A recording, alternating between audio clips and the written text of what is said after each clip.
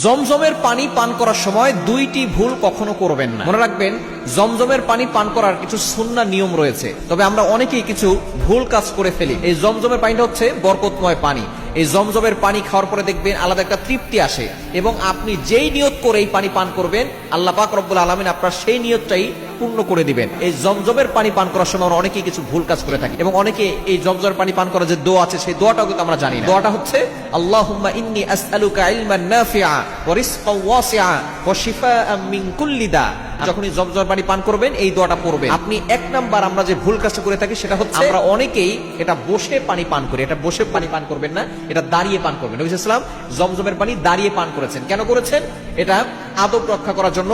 এটা তিনি যেহেতু এটা বরকতময় পানি, এজন্য রাসূল সাল্লাল্লাহু আলাইহি ওয়াসাল্লাম দাঁড়িয়ে পান করেছেন। বুখারী শরীফের 1636 নম্বর হাদিস। নবী সাল্লাল্লাহু আলাইহি ওয়াসাল্লামকে জমজমের পানি দেওয়া হয়েছিল, নবী সাল্লাল্লাহু আলাইহি ওয়াসাল্লাম দাঁড়িয়ে পান করেছেন এবং কিবলার দিকে মুখ করে তিনি পান করেছেন।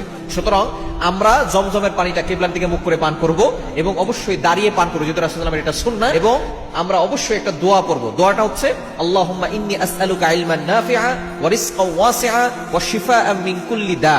এই ছোট্ট দোয়াটা পড়লে আল্লাহ পাক রব্বুল আলামিন এই দোয়ার বদৌলতে আল্লাহ তাআলা আপনাকে উপকারী জ্ঞান দান করবেন, এবং আল্লাহ তাআলা আপনার রিজিকে প্রশস্ততা দিবেন, এবং আল্লাহ পাক রব্বুল আলামিন আপনার সকল রোগ ভালো করে দিবেন।